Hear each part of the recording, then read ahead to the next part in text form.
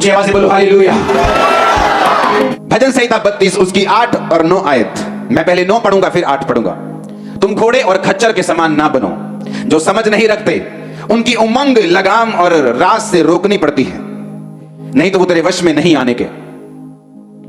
अपने पड़ोसी को बोलो घोड़े और खच्चर के समान तुम मत बनो जो समझ नहीं रखते। परमेश्वर कहता उनकी जो उमंग है वो लगाम के साथ क्या करनी पड़ती है? रोकनी पड़ती है। और यीशु मसीह ने कहा तुम घोड़े और खच्चर के समान मत बनो। इससे पहले कि आपका ले हैंड हो और आज आप पवित्र आत्मा से भर के वापस जाएं, एक रुकावट है स्पिरिट में जो आपको दूर करनी है, और यह वचन आपकी हेल्प करेगा उस रुकावट को फिनिश करने के लिए। एक रास्ता है जो परमेश्वर ने आपके लिए ठहराया है, एक वो रास्ता जो आपके लिए अनॉइंट किया गया है, वो मंजिल जो परमेश्वर ने आपके लिए रखी है, और उस मंजिल तक पहुंचने के लिए एक रास्ता है जो आपके लिए ठहराया गया है, और वो रास्ता हर एक बंदे के लिए उसका तरीका अलग अलग है। रास्ता जीसस क्राइस्ट ही है, लेकिन जीसस क्राइस्ट ने, बाइबल कहती है, आप सबको अलग अलग मर्जी के साथ और अलग अलग योजना के साथ अपने पास बुलाया है। बाइबल कहती परमेश्वर ने कहा तुम घोड़े और खच्चर के समान मत बनो जिनकी उमंग को लगाम के साथ रोकना पड़ता है। अपने पड़ोसी को बोलो घोड़े के समान खच्चर के समान नहीं बनना। आमीन। यहोवा परमेश्वर ने कहा योना नबी उठ और जाके नीनवे को जा और वहां पर जाके लोगों को प्रीच कर और बता, और मेरा रास्ता मेरे वचन उन्हें बता दो कि मैं उनको नाश करने वाला हूं। बाइबल कहती है योना नबी, उसकी पहली बाप को उसकी पहली आयत को पढ़ेंगे। उसने कहा जाकर नीनवे को जा और उसके विरुद्ध प्रचार कर, क्योंकि उसकी बुराई मेरी दृष्टि में बढ़ गई है।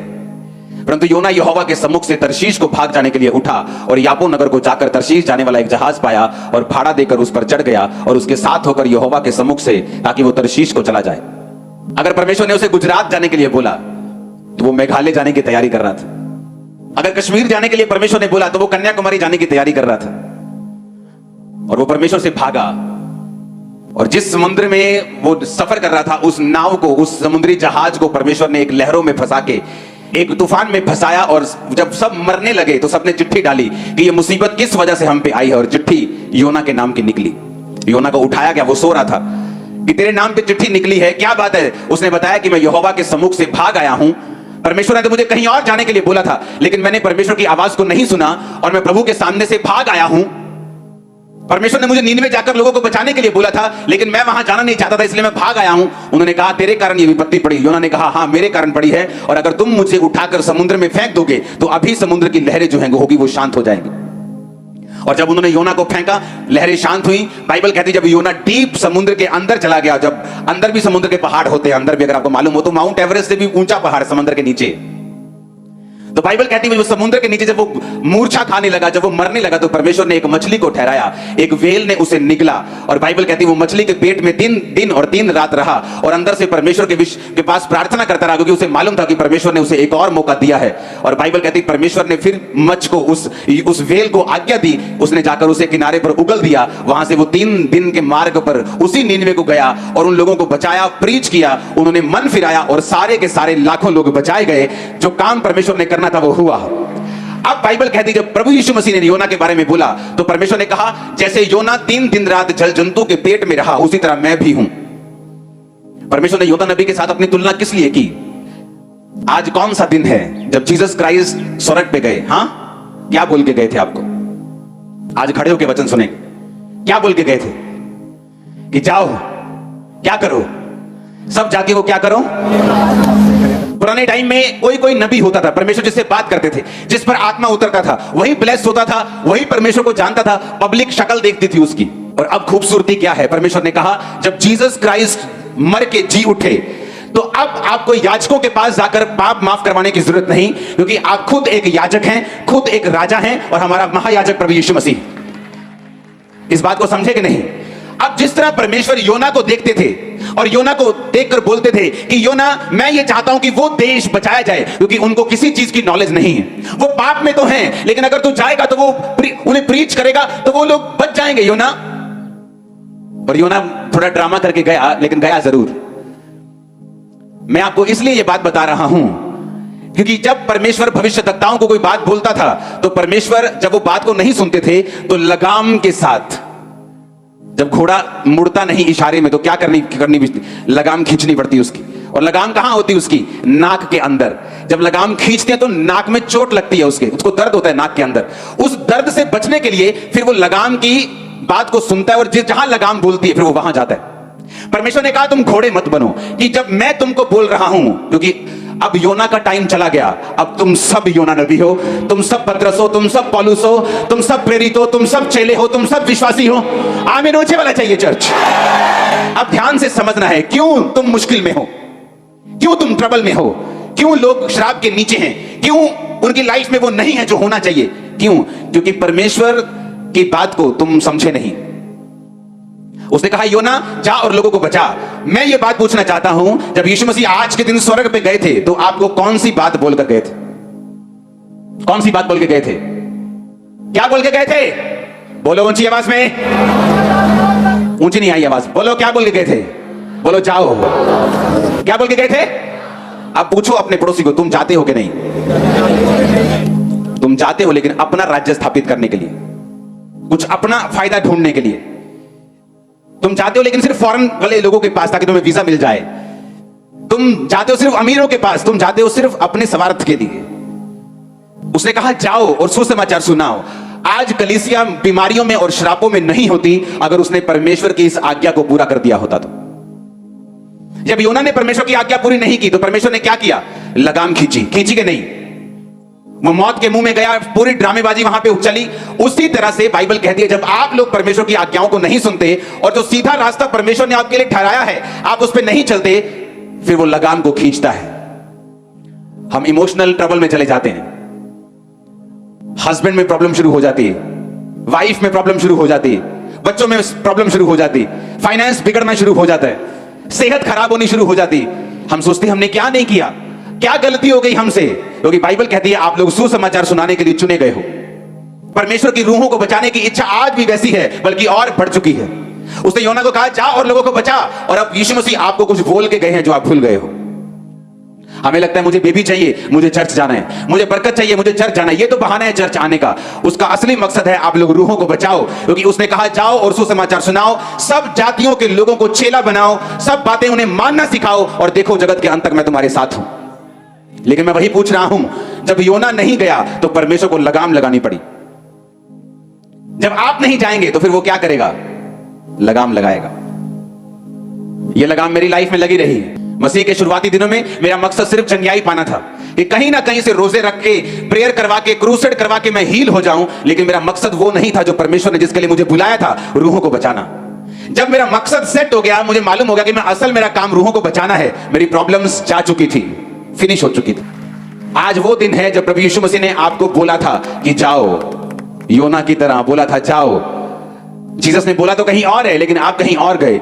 तो यीशु मसीह ने हर एक के लिए मगरमच्छ या मछली नहीं ठहराई, वो लगाम खींचता है आप सबकी अलग अलग तरीकों के साथ। और जो आत्मिक जन होता है वो उस लगाम को समझता है कि क्यों मेरी लाइफ में ये प्रॉब्लम है। उसने अब्राहम की ओर देखा, और अब्राहम की ओर देखकर उसने क्या देखा कि अब्राहम एक समय था जब मुझसे प्यार करता था सबसे अधिक, लेकिन एक समय आ चुका है जब अब्राहम अपने बेटे से मुझसे भी ज्यादा प्यार करने लगा है। और परमेश्वर ने उसकी लगाम खींची और कहा अब्राहम, अब्राहम, अपने बेटे को जिससे तू प्यार करता है मेरे लिए बलि कर दे। अब परमेश्वर इंसानों की बलि नहीं लेता था, लेकिन अब्राहम फिर भी उसको बिठाकर बलि करने के लिए चला। और जब वो चलता जा रहा था एक एक कदम, उसका प्यार उसके लिए खत्म होता जा रहा था और परमेश्वर का प्यार वापिस आता जा रहा था। जब ये प्यार वापिस आ गया परमेश्वर की लगाम खींचने से, और वो लड़का चढ़ाने लगा बलि, तो परमेश्वर ने कहा रुक जा, अब मैं जान चुका हूं तुम मुझसे प्यार करता है। हालेलुया। आप किससे प्यार करते हैं? अपने बिजनेस से? आपका बिजनेस फिर डेंजर पोजीशन में आ जाएगा एक दिन। अपनी वाइफ से, प्रभु से भी ज्यादा, अपने हस्बैंड से, अपने बच्चों से, अपने फाइनेंस से, अपने शरीर से, समाज से, अपनी पोजीशन से, अपनी इज्जत से। परमेश्वर के सामने किसी भी चीज को मत रखना, नहीं तो परमेश्वर लगाम खींचेगा और लगाम खींच के फिर आपको सीधा करेगा। और अगर आप सीधे सीधे अच्छे घोड़े की तरह चलते जाएंगे, वो आपकी लगाम नहीं खींचेगा। आप सीधा सीधा चलते जाएंगे, आप वही वही रास्ता फॉलो करते जाएंगे जहां जीसस ने आपको जाने के लिए बोला है। आप सुसमाचार को सुनाएंगे, आप डरेंगे नहीं, घबराएंगे नहीं। अपने माता पिता, भाई बहन, अपने बच्चे, अपना कारोबार, अपना शरीर, अपने लोगों से अधिक प्रभु से प्यार करेंगे। आप सीधा चलते जाएंगे, उसको लगाम खींचने की जरूरत नहीं पड़ेगी। पौलुस की परमेश्वर ने लगाम खींची। पौलुस के पास इतना रेवलेशन आ गया कि अपनी रेवलेशन से वो भूल ना जाए। परमेश्वर ने उसको शैतान उसके पीछे लगा दिया, उसको मुक्के मारे, यानी कोई शारीरिक कष्ट पौलुस को था। जो उसने कहा प्रभु ये शारीरिक कष्ट मेरे लिए क्यों है? परमेश्वर ने कहा मेरा अनुग्रह तेरे लिए काफी है, मेरी सामर्थ्य निर्बलता में सिद्ध होती है। अब मैं इस निर्बलता में तुम्हें बढ़ाऊंगा, बस चलते जाना, आगे बढ़ते जाना। हालेलुया। परमेश्वर आपको इन पंगों में कई बार लेके जाता है ताकि आपको ये चीजें समझा सके, आपको ये बता सके। चर्च में अगर 3-4 लाख मेंबर हैं, 4 के 4 लाख लोग सुसमाचार सुनाने वाले होने चाहिए। नहीं तो मुश्किल किसको है? उन्हीं लोगों को, क्योंकि वो नहीं समझे कि क्राइस्ट में उनका जन्म किस लिए हुआ है।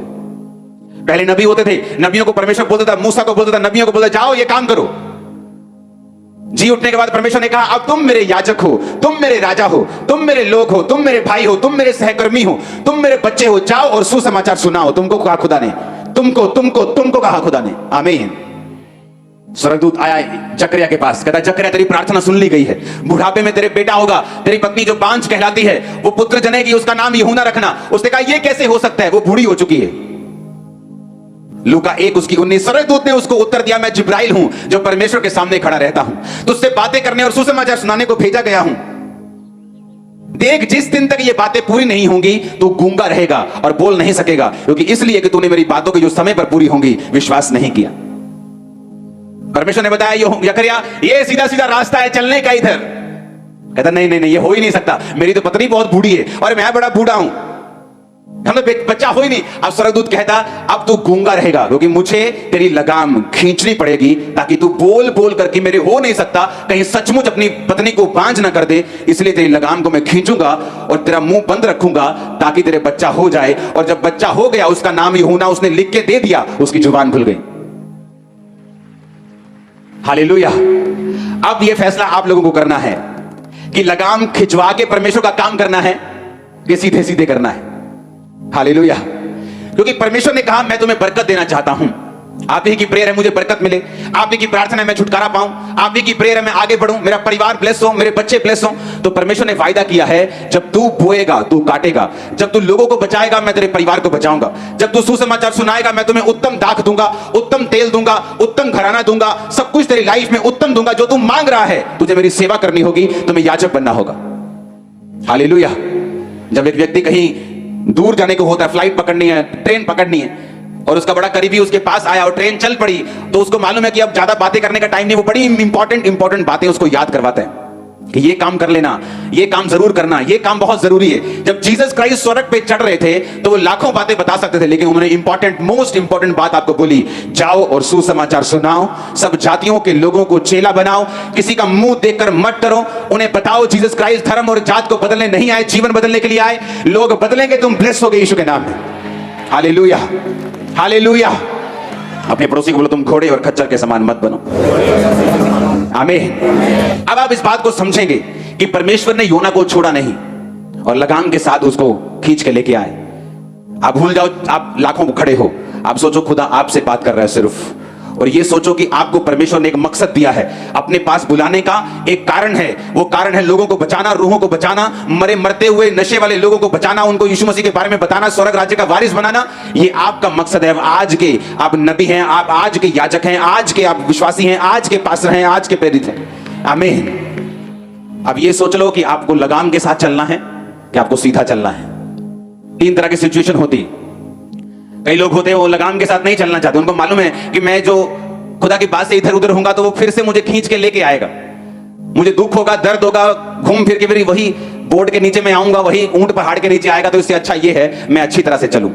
एक वो लोग होते हैं, एक वो लोग होते हैं जो अच्छी तरह से नहीं चलते और परमेश्वर लगाम खींच के वो आपकी नब्ज को जानते हैं। उसे मालूम है आप अपने इकलौते बेटे से बहुत प्यार करते हो, वो जानता है कि आप अपने हस्बैंड से, अपने बिजनेस से बड़ा प्यार करते हो। फिर वो उन चीजों को खींचने की कोशिश करता है, वो खींचता है आपको ताकि आप लोग समझें कि मुझे पहला स्थान जो है वो परमेश्वर को ही देना है। कितने मेरी बात समझ रहे हैं? फिर तीसरे तरह के लोग वो होते हैं जो इन चिन्हों के कारण भी नहीं समझते और परमेश्वर से दूर होते जाते हैं। इन चिन्हों के द्वारा भी वो नहीं समझते कि परमेश्वर हमारी लाइफ से क्या चाहता है, और फिर वो हेल के लिए, वो नरक के लिए तैयार होते हैं जो उनके लिए और शैतान के दूतों के लिए तैयार किया गया है। क्योंकि परमेश्वर जबरदस्ती नहीं करता, वो एक लेवल तक आपको समझाने की कोशिश करता है। जब वो देख लेता है वो उस लेवल से नहीं समझते, वो आपको छोड़ देता है। और सुना मेरी बात, जब आपकी लाइफ डेडिकेट हो जाएगी क्रिश्चियन कामों के लिए, सुसमाचार के लिए आपको मालूम है कि मेरी लाइफ समर्पित हो रही है, वो आपको चंगा भी कर देगा, आपके हस्बैंड को भी चेंज कर देगा, वाइफ को भी कर देगा, बच्चों के दिमाग को चेंज कर देगा, फाइनेंस को भी बदल देगा, वो सारी सिचुएशन चेंज हो जाएगी यीशु के नाम में। आप देखेंगे हर वो सिचुएशन जो आपको तंग करती आई वो फिनिश होगी और शैतान के सारी योजनाएं नाश होंगी। आप देखेंगे अपनी लाइफ में दुश्मन शर्मिंदा होंगे, आपके सामने मेज बिछा होगा, लाइफ की हर बेस्ट वस्तु उसके ऊपर होगी। आमीन, आमीन। अब डिसीजन आपके हाथ में है, आपको लगाम के साथ चलना है। हर टाइम की वो आपकी लगाम खींचे, आपको निराश करे और फिर आप सीधे रास्ते पे चलें, कि आपको सीधा ही सीधा सीधा चलना है, ये आपने फैसला करना है। भागना मत, एक बड़ी बरकत है आपके परिवार के लिए रखी, आपके लिए रखी, भागना मत। जब फौजी जाता है ना, सामने दुश्मन होता है, उसे मालूम हो बड़ा है कि छोटा है, वो भागता नहीं, उसे मालूम है पीछे मुड़ूंगा तो मौत भी है और बेइज्जती भी। अब आगे बढ़ना है, दैट्स इट। घर वालों को याद ज्यादा करूंगा तो ना उनके काम आऊंगा, ना अपने दुश्मन को मार पाऊंगा। एक ही जगह कॉन्सेंट्रेशन के साथ वो करता है, जीतता है और वापिस आता है। घर पे स्वागत भी होता है, सरकार भी स्वागत करती है, देश भी स्वागत करता है। आमीन। जो आत्मिक सेंसिटिव लोग हैं, जो समझदार लोग हैं, वो समझ जाते हैं कि मेरी लाइफ में यहां पर परमेश्वर ने लगाम खींची है, मेरी लाइफ में यहां पर परमेश्वर ने मुझे मुक्का मारा है, मेरी लाइफ में यहां पर परमेश्वर ने ये काम किया है, तो मुझे क्या करना है। आमीन। आपको सीधे होके चलना है, उसने आपको खास मकसद के लिए बुलाया है। बेस्ट पार्टनर्स, बेस्ट लोग आपकी लाइफ में आने का इंतजार कर रहे हैं। आप जैसे इस रास्ते पे चल पड़ेंगे, बाइबल कहती है कि परमेश्वर के मार्गों में उत्तम पदार्थ पाए जाते हैं। आप देखते हैं लोगों की मैरिज सारी उम्र सेटिंग नहीं होती उनकी, रोज छितर पनीर की रोटी खाते हैं वो, जिसमें छितर भी होते हैं और पनीर भी होते हैं, दोनों तरह की रोटी होती है, छितर भी होते हैं साथ साथ पनीर भी होता है, क्योंकि वो जो मैरिज पार्टनर है उन्होंने परमेश्वर के रास्तों पर चलकर नहीं पाया है। और परमेश्वर ने कहा मेरे मार्गों में उत्तम पदार्थ पाए जाते हैं। जब तुम मेरे मार्ग पे चलेगा तो उत्तम पदार्थ तुम्हें मिलेंगे, तुम्हें पार्टनर उत्तम मिलेगा, बिजनेस उत्तम, देश उत्तम, फाइनेंस उत्तम, चर्च उत्तम, बच्चे, हस्बैंड, वाइफ, सब कुछ उत्तम। लेकिन उसने एक और कंडीशन रखी है, कहता मेरा रास्ता कैसा है, तंग है, संकरा है, तंग है, मुश्किल से तुम्हें जाना पड़ेगा और थोड़े हैं जो इसे पाते हैं। लेकिन दूसरा रास्ता खुला है, व्यभिचार का रास्ता ओपन है और बहुत होंगे जो उस रास्ते पे चलेंगे। लेकिन तंग रास्ते पे उसने कहा बहुत थोड़े हैं जो इस रास्ते पे चलेंगे। और उत्तम पदार्थ अगर किसी ने पाए हैं तो तंग रास्तों में पाए हैं। हालेलुया। जस्ट आपको परमेश्वर को बोलना है, परमेश्वर मैं तेरे काम करने के लिए तैयार हूं। मैं वो बंदी नहीं होऊंगा जिसकी लगाम खींचनी पड़े, मैं सीधा सीधा तेरे रास्तों पे चलूंगा, सीधा सीधा तेरे रास्तों पे चलूंगी। आमीन, आमीन। आप डॉक्टर हैं, डॉक्टर बनना चाहते हैं, आप भी ये प्रार्थना कर सकते हैं। आप इंजीनियर हैं या बनना चाहते हैं, आप भी ये प्रेयर कर सकते हैं। आप पॉलिटिशियन हैं या बनना चाहते हैं, आप भी ये प्रेयर कर सकते हैं। आप पास्टर हैं, आप कोई भी हैं, परमेश्वर की सेवा सबके लिए है। मैं सारा दिन डॉक्टर से बात नहीं करता हूं, मैं डॉक्टर नहीं हूं, मैं हॉस्पिटल में नहीं रहता हूं। तो डॉक्टर डॉक्टर को बचाएगा, नर्स नर्स को बचाएगी, लेबर लेबर को बचाएगी, बिजनेसमैन बिजनेसमैन को बचाएगा। कितने मेरी बात को समझ रहे हैं? तो हर एक बंदा ये बोले खुदावंद मैं तेरे नाम की गवाही दूंगा, मैं तेरे नाम का प्रचार करूंगा, जो आज के तूने 2000 साल पहले कहा था कि जाओ और सुसमाचार सुनाओ, सब जातियों के लोगों को चेला बनाओ। मैं इस वचन को पूरा करूंगा।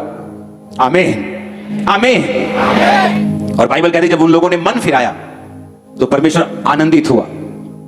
वो नहीं चाहता कोई भी नाश हो। लोग बोलते परमेश्वर कहां है? जब हॉस्पिटल में लोग मरते हैं, जब उनके इकलौते बच्चे मर जाते हैं, जब उनके हस्बैंड जवानी में वाइफ मर जाती है, तो बोलते हैं कि परमेश्वर कहां है? अरे परमेश्वर ने उसे नहीं किया। बाइबल कहती है शैतान घात करने के लिए और नष्ट करने के लिए आया। आप जब मैसेज देंगे जीसस क्राइस्ट का कि वो धर्म और जात को बदलने नहीं आया, वो जीवन बदलने के लिए आया, और आप जाएंगे हॉस्पिटल्स में, जाएंगे मॉल्स में, जाएंगे लोगों के घरों में, रिश्तेदारों में आप जाएंगे, तो आप ये मैसेज देंगे और खुदा इसकी बरकत आपको देगा। मत सोचो आपको खड़े खड़े बरकत मिलेगी। मैंने कलीसियाओं में लोगों को 40-40 साल जाते देखा है, ना तो उनकी बीमारियां गई हैं, ना तो उनकी मुश्किलें गई हैं, ना उनके परिवार बदले, जो कुछ है वही है। क्यों? क्योंकि वो सेवा में नहीं है। ना ही उनका पास्टर उनको चैलेंज करता है, ना ही उनकी चर्च उनको चैलेंज करती है सेवा के लिए, क्योंकि वो खुद चर्च होकर सेवा में नहीं। हालेलुया। हम एक सीरियस बिजनेस में हैं जो खुदा ने हमें दिया है। वो पैसे कमाने का बिजनेस है, रूहें कमाने का बिजनेस है। उसने कहा मैं तुम्हें रूहों को पकड़ने वाला बनाऊंगा, मनुष्यों को पकड़ने वाला बनाऊंगा।